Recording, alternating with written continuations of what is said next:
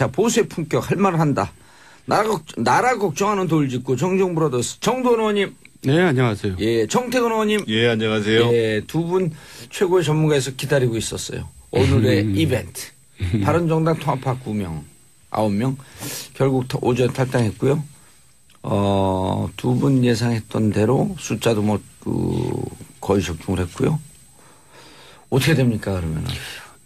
이제 정태근 의원이나 저나 바른정당에 안 들어갔잖아요. 예. 사실 이런 사태를 예상하고 안 들어갔던 건 사실입니다. 우리가 들어갔다가 또 나올 거 뻔해서 이제 안 들어갔는데. 지금 2차로 쪼개진 거거든요. 처음에 13명 돌아갔고. 예, 그리고 또 우리가 대립해 볼 일이 있는데 유승민 의원은 지난 대선 때 통합하자 그랬고 지금 통합하자는 사람들은 통합하지 말자 그랬습니다. 그랬어요? 예. 그러다가 이제 선거 끝나고 나서 또 거꾸로 유승민은 그냥 자강하자 그러고 통합하자던 사람들, 아니, 그렇지.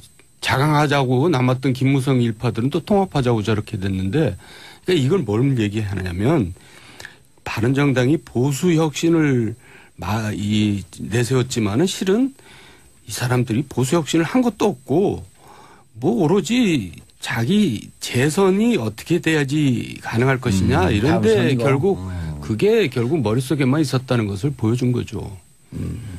그러니까 바른정당이 아닌 거죠. 개혁보수 실험이라고 평가해 주는 것이 사실은 상당히 높은 평가라고 봐야 됩니다. 왜 그러냐면 이게 이제 분당돼서 바른정당이 만들어지는 과정을 보면 그 작년 12월 달에 사실은 원내대표 경선을 합니다. 그 당시 새누리당 내에서요. 예. 그래서 원내대표 경선에 패배를 한 다음에 그러고 난 다음에 뭐 김무성, 유승민 의원들이 나온 거거든요. 그 전에 사실은 뭐 남경필 의원을 비롯한 김용태 의원께 선도 탈당발을 미리 두 명이 나왔었죠. 뭐 저희들도 그때 같이 나왔고요. 그러니까 진정하게 개혁 보수로 가고자 한다 그러면 그 당내에 있어서의 기득권에 연연할 것이 아니라 완전히 우리는 다른 길로 가겠다. 광야에서 고생을 하겠다. 이런 마음들로 가졌어야 되는데 결국은 그때 흐지부게 탈당하는 모습에서 당을 만드는 모습이나 지금 돌아가는 모습이나 거의 비슷하다고 봐요. 그때 또 유승민 의원이 제일 마지막에 탈당을 하겠다 그랬잖아요. 유승민, 김무성 그때 그래서 이제 다시 비대위원장 요구하다가 탈당했잖아요. 예, 비대위원장이 안 되니까. 원내대표 선거 지고 그다음에 비대위원장 요구해서 안 되시니까 그 명분 가지고 탈당을 했는데 근본적으로 개혁 보수의 길로 가려고 했던가라는 거에 대해서 좀 회의적이라고 봐야죠. 개혁 보수의 내용도 없었고요. 지금까지. 그러니까 이 왔다 갔다 이제 결국 한 모습만 보였기 때문에 바른정당은 실패한 거죠. 그러니까 예를 들면 개혁 보수의 모습으로 가는 과정은 최소한 우리가 뭐 지금 자유한국당에서 박근혜 전 대통령을 출당시키는 게 이제 마치 이제 혁신인 것처럼 얘기하지만 그 옛날에 차떼기 사건 터지고 나고 그러고 얼마 있다가 또 이제 그 노무현 대통령 탄핵해가지고 위기로 몰렸었잖아요. 그때 사실은 박근혜 비대위원장이 등장을 할 때는 어느 정도였냐면요. 당사 팔았어요. 그래서 천막당사 갔어요. 수천억 되는 그리고 공천권을 그 당시에 사실은 김문수 또는 비례대표는 박세일 이분들한테 다 넘겨가지고 17대 때 공천을 보수정당에서 제일 잘했다는 거거든요. 2003년도, 2004년도요. 그 시점이죠. 그리고 사실은 그 당시에 이제 박세일 그 정책위원장이 들어오면서 정책을 샥 바꿔요. 상당히 이 중도 개혁적인. 그렇죠. 그런 게 혁신이죠. 근데 지금 바른정당은 사실은 그것도 못한 거죠. 그러니까 자유한국당에 남아있다가는 다음에 승산이 없다고 생각하고 나왔다가 이제 여기 있으니까 진짜 승산이 없겠네. 그러나 그나마 자유한국당으로 돌아가야지 다음에 조금 승산이 있겠다. 이제 이런 계산에 의해서 왔다 갔다 하는 겁니다. 자, 근데 우리가 지난번에 기억을 해보면 바른정당에 있는데 기초단체장, 광역의원, 기초의원들이 선거 앞두고 이렇게 하고 우리 다 죽는다 하면서 지역 의원이나 위원장들을 흔들기 때문에 버티기가 힘들다. 그런 얘기들도 좀 나왔었단 말이에요. 그 밑에서 요구 때문에. 그러니까 밑에서 요구를 하는 게 그 자기 문제죠. 밑에 있는 사람들이 다 가겠다 그러는데 자기 혼자 남아가지고 지방선거 치르다가 이제 결국 자기 선거 못 치르니까. 그래서 궁금한 게 예. 내년 6월 지방선거에서 이렇게 되면 자유한국당이 선전할 수 있을지. 바른정당 그래서 양당이 지방선거의 결과 성적표를 미리 예측을 좀 해주면. 지금 여당이 뭐 엄청난 또 실수를 하거나 뭐 이상한 게 나타나서 갑자기 꺾이지 않는 한 내년 양당 다 실패하나요? 예, 실패하죠. 그러니까 자유한국당은 친박이 그야말로 적폐잖아요. 그 적폐를 결국 청산 못하고 지금 가고 있잖아요. 박근혜 전 대통령 하나 하고 그다음에 서청원 최경환 문제는 또 흐지부지 되잖아요. 그냥 뭐 바퀴벌레 논쟁만 하다가. 결국은 서로 뭐 으르릉 되다가 이제 서로 치부만 드러낼까 봐 이제 서로 그냥 적당히 마무리하고 끝난 거죠. 홍준표 대표가 그 친박들을 바퀴벌레에 비유한 거는 전혀 부적절하죠. 바퀴벌레가 얼마나 생명력이 강한데요. 지구상에서 종이라고 맞아요. 칭할 수 있는 생명체 중에서 가장 오랫동안 생존하고 번식력도 엄청나게 강한데요. 맞아요. 공룡은 다 멸종했는데 바퀴벌레는 살았잖아요. 생명력이 강한 걸로 봐서는 맞는 표현이죠. 지금까지 친박이 살아남았다는 그러면 안 되시고 그러니까. 지금 내년 서청원 최경환은 못 내보내겠죠. 제가 보기에는 쉽게 못할 것 같은데요. 그러니까 내년 지금 지방선거 결과를 섣불리 얘기하기는 어렵습니다. 네. 한국 정치가 6개월 앞을 내다본다는 게 상당히 좀 한국 정치 어렵거든요. 6개월은 다른 나라 정치 한 6년쯤 되나요? 제가 한번 그 말씀을 드린 적이 있었는데 만약에 정부나 집권당에서 예. 지금의 3당 체제를 다당 구도를 유지하고자 하는 의지가 있다고 한다면 예를 들면 광역의원 선거 같은 경우를 중대선거구제로 지금 광역의원은 뭐 지금 소선거구제요. 그래서 예. 광역의원 선거를 중대선거구제로 바꾼다든지 이렇게 되면은 조금 달라질 수 있고 또 한 가지 오늘 주목해야 될 부분들은 그 일은 바른정당하고 자유한국당에서 벌어졌는데 네. 지금 국민의당도 시끌시끌하거든요. 그러니까 그 얘기 해주세요. 지금 이미 아침에 이제 박지원 전 대표죠. 원내 예. 대표죠. 박지원 전 대표는 지금 국민의당이 닥쳤던 개 신세가 됐다.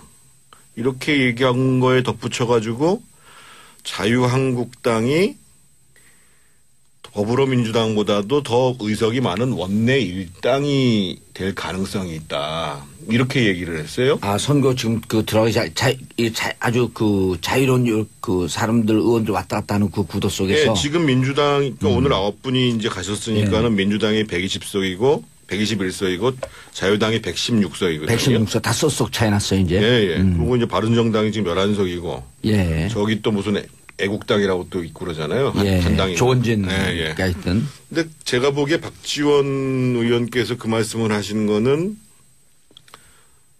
이 국민의당은 바른정당을 쳐다볼 게 아니라 민주당을 쳐다봐야 된다라는 신호를 보낸 것이 아닌가 이런 생각이 들고 거기에 더해가지고 유석엽 의원께서 이제 말보에다가 그 대통령 선거에서 패배한 사람은 죄인이다. 그리고 반성하고 자숙하는 것이 정상이다. 당의 미래를 위해 가지고는 중대한 결단이 필요한 시기다. 이건 뭐 누구라고 지칭하지 않아도 안철수 대표한테 하는 얘기라고 봐야 되거든요. 그렇다고 본다면 사실은 그 국민의당에 있는 상당수의 사람들도 시선이 이 당을 계속 가는 게 아니라 민주당을 쳐다보고 있는 것이 아닌가. 그래서 예를 들면 뭐 지구당 위원장 자리를 또는 뭐 내년 지방자치 예를 들면 뭐 박지원 의원 같은 경우는 전남지사 얘기가 많이 나오고 있잖아요. 예.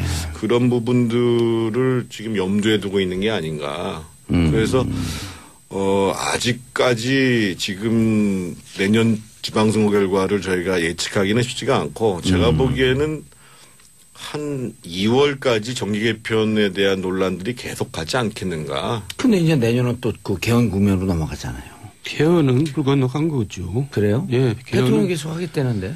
자유한국당에서 못한다면 개헌은 안 되는 거고요. 그러니까 지방 분권을 핵심으로 하는 개헌을 하신다고 말씀하시는데 저는 이제 그거를 이제 좀 약간 이제 옆에서 흘리는 형식이 아니라 아예 좀 발표를 했으면 좋겠어요. 우리 이런 내용으로 개헌을 추진하겠다. 같이 토론하자. 그래서 미리 한번 논의를 한번 해보자. 그런데 이제 꼭 너무 이제 그 정치적 타행에 맞춰서 이제 개헌 문제가 논의되면 예. 지방선거 때 어렵다고 봐야죠. 알겠습니다. 자, 참 민감한 주제로 넘어가야 될 것 같은데요. 네. 정도원 의원님. 네. 문고리 3인방, 돈 네. 문제. 예, 예. 그 문고리 3인방에 대해서 우리가 개념을 잘못 알고 있어요. 일반 국민들이. 문고리 3인방은 박근혜 대통령의 호위무사가 아니라 최순실이 보낸 그 감시원들입니다. 그러니까 이 구조를 알아야 돼요. 예?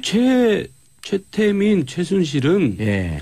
박근혜를 여태까지 후원하고 보호해 준 게 아니라 감시하고 있었던 겁니다. 통제하에 두고 있는 겁니다. 그러니까 버시바우 미국 대사도 본국에다가 그렇게 보고를 하잖아요.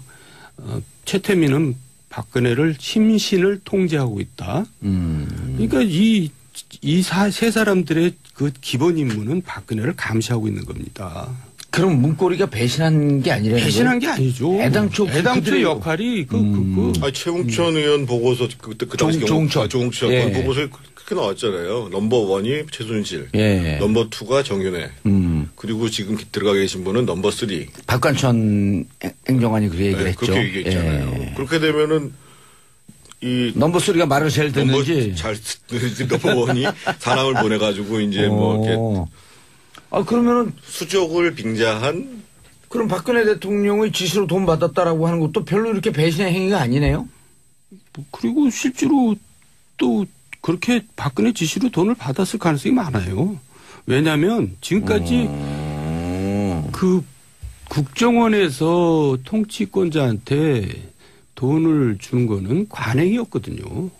그러니까 이제 박근혜만 전 대통령만 특별히 뭐 이렇게 받은 건 아니고 그 쌈짓돈이 그러니까 이제 안기부 기조실장이 청와대에 여러 가지 그 부족한 돈을 메꾸는 역할을 하는 게 그전까지 관행이었습니다. 그러니까 뭐 특별히 뭐 지시를 했다 안 했다 이런 게 중요한 게 아니라 모든 정권에서 다 그런 일이 있었다고 봐야죠. 저는 이재만 비서관이 자기의 면책을 위해서 고도로 머리를 쓴 거고 거기에 사실은 검찰이 좀 조급하게 수사를 해서 나타나는 문제가 아닌가. 예. 그러니까 이게 사실은 이제 출처는 상당히 논란이 될 수 있는 소지가 있는 거고. 근데 용처가 문제가 있다고 하면 반드시 이제 사법적 처벌을 받게 돼 있잖아요. 예. 근데 이제 그 용처, 사용처에 대한 명백한 조사를 못한 상황에서 이걸 언론에다 흘려버리고 하니까. 그러니까 이제 이재만이라는 사람은 이거를 그러면은 출처 문제로 끌고 가자. 이렇게 머리를 쓴 거죠. 출처 문제를 끌고 가자. 네. 근데 출처도 정돈 의원님. 네. 일단 출처도 뇌물이 되는 거 아니에요? 출처상 뇌물이 될 가능성은 일단 높은데 이제 이 사람들이 또 박근혜 대통령 지시다 이렇게 얘기했던 이유 중에 하나는 이제 통치 자금으로 그거를 이제 각색을 하고 싶은 거죠. 그러면은 뇌물죄 성립이 좀 쉽지 않을 수도 있거든요. 그러니까 그리고 정호성마저도 이제 가장 충성스러웠다는 정호성마저도 지시라고 했던 이유는 이제만 안봉근이가 그렇게 진술을 했기 때문에 그렇게 다르게 진술할 수는 없는 거고. 예. 그리고 자기네들 생각에도 통치자금으로 가는 게 훨씬 더 법적으로는 쉽겠다 이렇게 판단한 거죠. 근데 네. 또 우리 그 MB 각하를 지금거리에서 모셨던 경험들이 있잖아요. 네. 이게 대통령이 야 가서 국정원 가서 돈 받아와라. 그때 그 국정원 기조실장이 누구였냐면요. 그 형님의 코롱 부하였습니다. 이헌수? 아니 김주성. 김주성이었죠. 네. MB 때도. 그러니까 형님이 가장 친복으로 생각하는 사람을 거기다 앉히고 예. 또 그 더 김주성 다음에 누가 했냐면 서울시장 때 비서실장을 그 자리에다 앉혔습니다. 그러니까 기조실장이 청와대에 그 돈을 공급하는 공급처예요. 그건 늘 그 전 정권 때도 항상 신복이 기조실장을 가 있거든요. 그러니까 국정원장과 버금가는 그 실세가 앉았더라고요, 늘. 그렇죠. 국정원장보다 더 힘을 썼었죠. 네. 옛날 김주성 씨 있을 때는 국정원장하고 서로 티각티각 해가지고 말이 많았어요. 그럴 정도로. 그러니까 이게 지금 원세훈하고 티각티각 했어요? 아니 원세훈 전. 원세훈 전. 예. 그렇죠. 그러니까 지금 그 국정원의 지금 내년 예산으로 따지면은 전체 예산이 특수활동비로 편성된 것만 4,931억 전체가 그렇단 말이에요. 4,900이요? 4,931억이요. 예. 그리고 이제 각 이 부처에 또 심어놓여 있는 이제 국정원의 활동들이 있단 말이에요. 그래서 한 1조 원이라고 그러는데 문제는 이제 여태까지 이것에 대해서 용처에 대해서 자료 제출을 거부할 수 있는 권한이 있었거든요. 그러니까 비밀이기 때문에. 눈먼 예산이네 쉽게 얘기하면. 이 문제와 관련해 가지고 그 가장 재밌는 게 아니라 심각한 것 중에 하나가 김당 기자 옛날에 오마이뉴스의 김당 기자가 시크릿 파일 국정원이라는 책을 작년에 냈잖아요. 예. 그래서 이제 노무현 정부 때 김만복 원장이 그때 이제 분당 샘물교회 사람들 압록강에서 예. 탈레반들한테 납치됐을 때 그때 이제 300억을 가지고 갔다는 거거든요. 3천만 달러.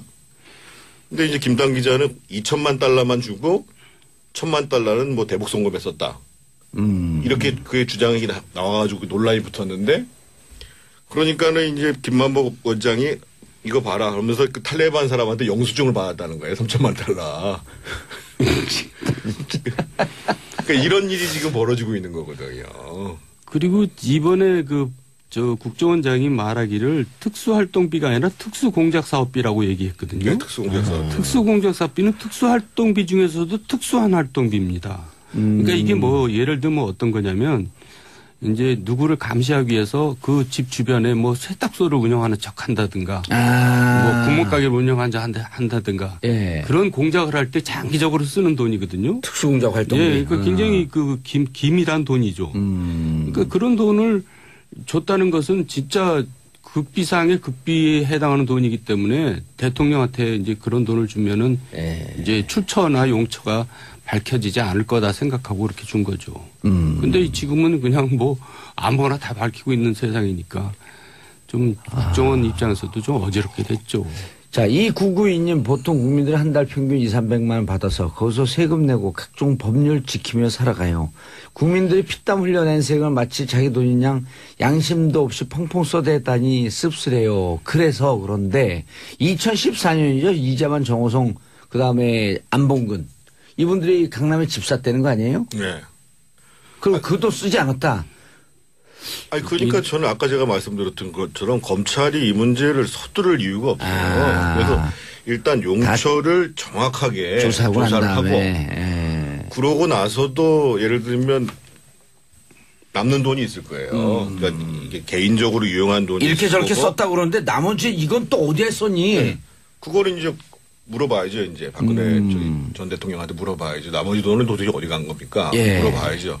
그렇게 해서 처리를 해도 전혀 지금 늦지 않는데 왜 이렇게 논란을 일으키면서 하는지 모르겠어요. 그리고 또 수사를 좀 치밀하게 좀 조용히 해야지 너무 떠들면서 하는 것 같아요. 내가 보니까. 저런 가능성이 있지 않나요? 왜 이재만, 안봉근 체포영장 그걸 하면서 기사가 이렇게 노출되진 않았을까요?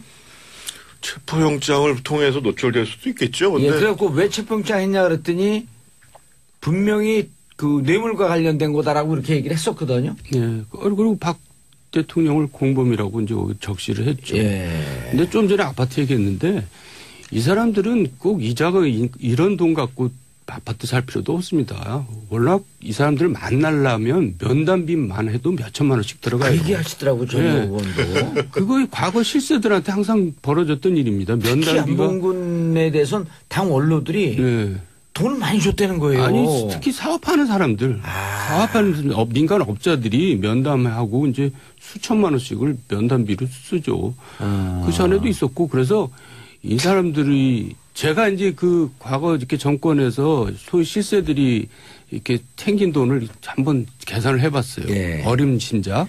그랬더니 보통 1,000억 가까이 돼요. 근데 문제는 뭐냐면 그게 다 무슨 계좌로 들어가는 게 아니잖아요. 현찰로 쌓아놓잖아요. 그러니까 그걸 어디다 쌓아놓느냐가 문제입니다. 5년 내내 이렇게 챙기는 돈이 1,000억쯤 돼요?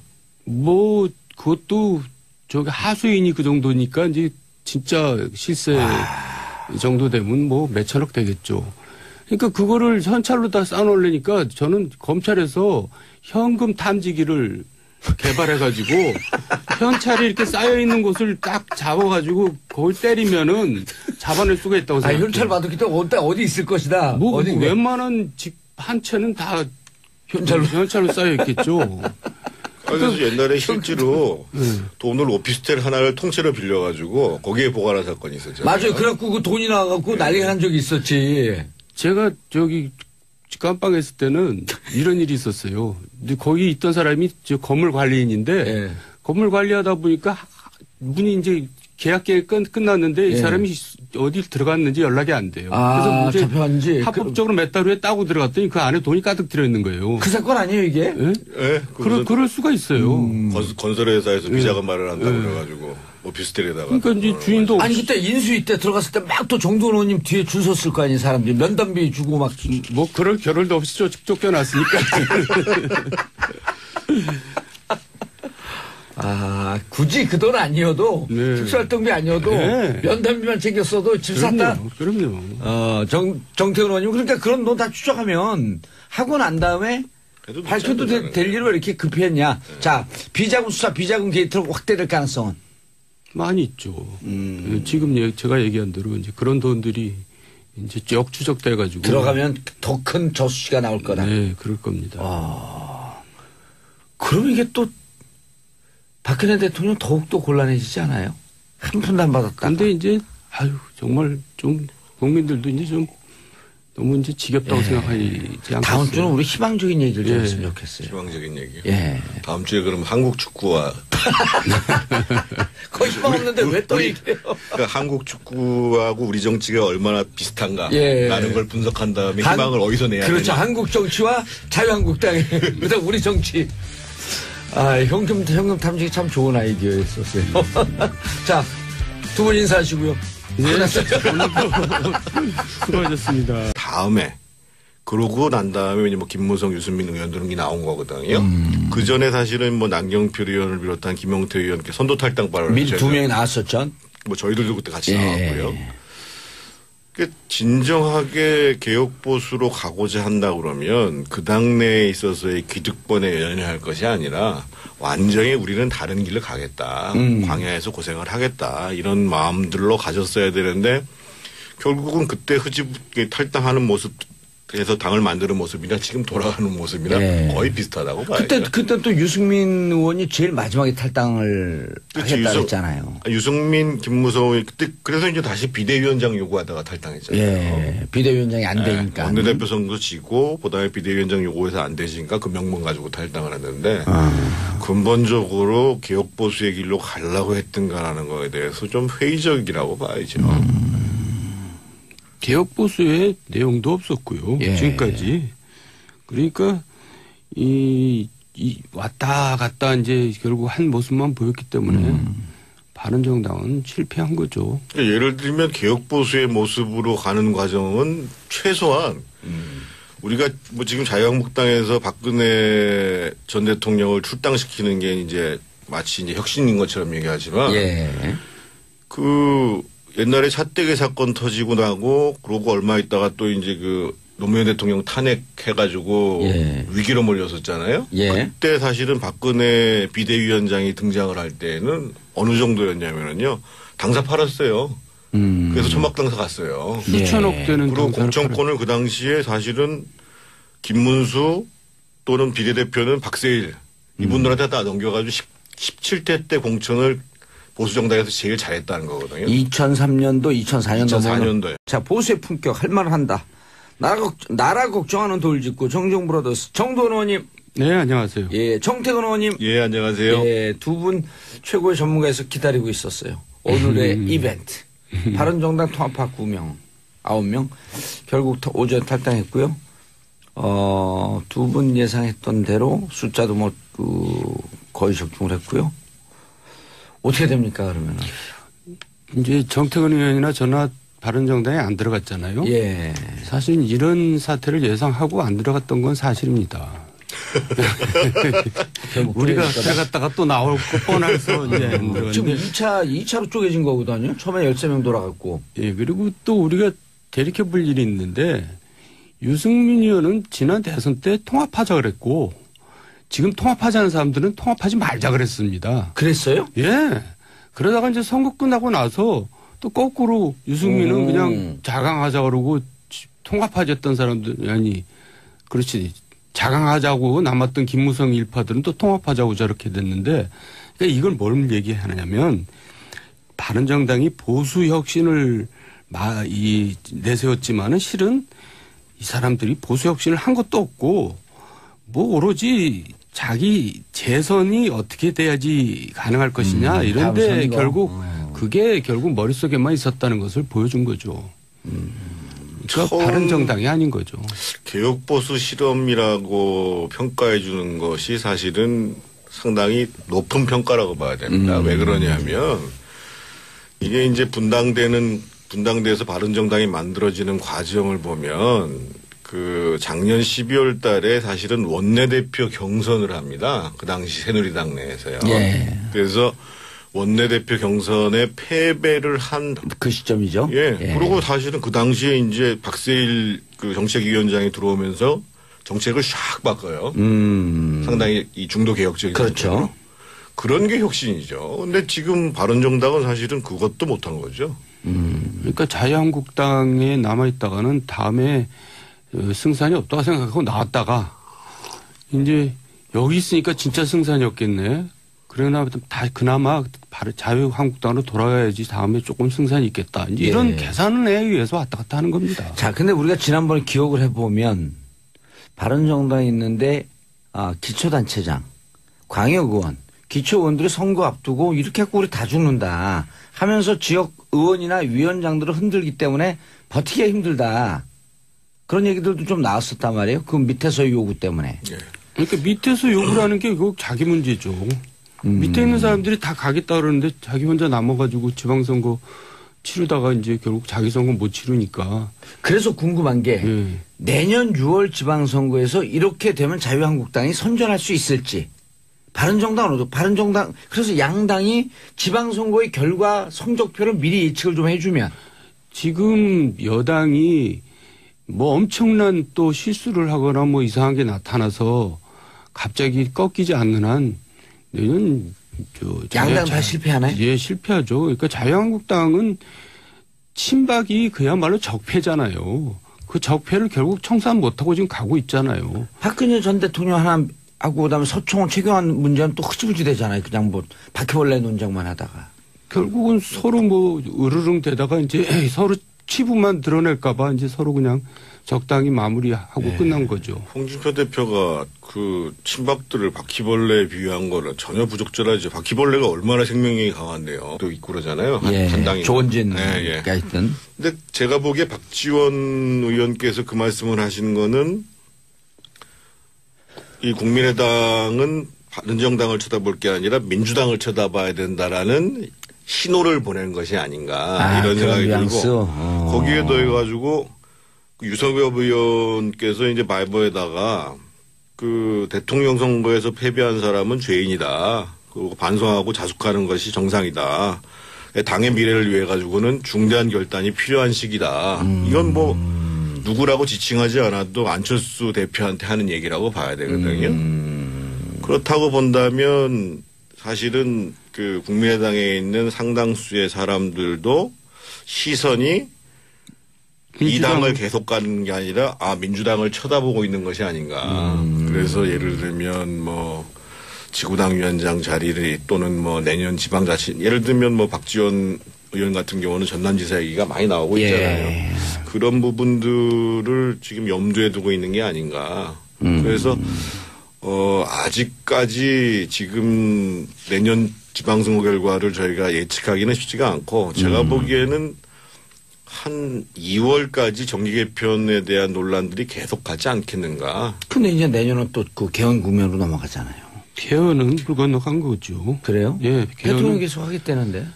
자유한국당에서 못한다 그러면 개헌은 안 되는 거고요. 그러니까 지방 분권을 핵심으로 하는 개헌을 하신다고 말씀하시는데 저는 이제 그거를 이제 좀 약간 이제 옆에서 흘리는 형식이 아니라 아예 좀 발표를 했으면 좋겠어요. 우리 이런 내용으로 개헌을 추진하겠다. 같이 토론하자. 그래서 미리 한번 논의를 한번 해보자. 그런데 이제 꼭 너무 이제 그 지구상에서 종이라고 맞아요. 칭할 수 있는 생명체 중에서 가장 오랫동안 생존하고 번식력도 엄청나게 강한데요. 맞아요. 공룡은 다 멸종했는데 바퀴벌레는 살아났잖아요. 생명력이 강한 걸로 봐서는 맞는 표현이죠. 지금까지 시침방에 살아남았다는 그러면 안 되시고 그러니까. 지금 내년 서충원 최경환은 못 내보내겠죠. 제가 보기에는 쉽게 못할 것 같은데요. 그러니까 내년 지금 지방선거 결과를 섣불리 얘기하기는 어렵습니다. 예. 한국 정치가 6개월 앞을 내다본다는 게 상당히 좀 한국 정치 어렵거든요. 6개월은 다른 나라 정치 한 6년쯤 되나요? 제가 한번 그 말씀을 드린 적이 있었는데 만약에 정부나 집권당에서 예. 지금의 3당 체제를 다당 구도를 유지하고자 하는 의지가 있다고 한다면 예를 들면 광역의원 선거 같은 경우를 중대선거구제로 지금 광역의원은 뭐 지금 소선거구제요. 예. 그래서 광역의원 선거를 중대선거구제로 바꾼다든지 이렇게 되면은 조금 달라질 수 있고 또 한 가지 오늘 주목해야 될 부분들은 그 일은 바른정당하고 자유한국당에서 벌어졌는데 네. 지금 국민의당도 시끌시끌하거든요. 그러니까 그 얘기 해주세요. 지금 이미 아침에 이제 박지원 전 대표죠. 원내대표죠. 예. 박지원 전 대표는 지금 국민의당이 닥쳤던 개 신세가 됐다. 이렇게 얘기한 거에 덧붙여가지고 자유한국당이 더불어민주당보다도 더 의석이 많은 원내 일당이 될 가능성이 있다. 이렇게 얘기를 했어요. 아, 선거 지금 그 들어가기 아주 그 자유로운 그 사람들 의원들 왔다 갔다 하는 그 구도 속에서. 네, 지금 민주당, 그러니까 오늘 9분이 이제 가셨으니까는 민주당이 120석이고 121석이고 자유당이 116석이거든요. 116석 다 쏙쏙 차이 났어요, 이제. 예, 예. 그리고 이제 바른정당이 지금 11석이고. 예. 저기 또 무슨 애국당이라고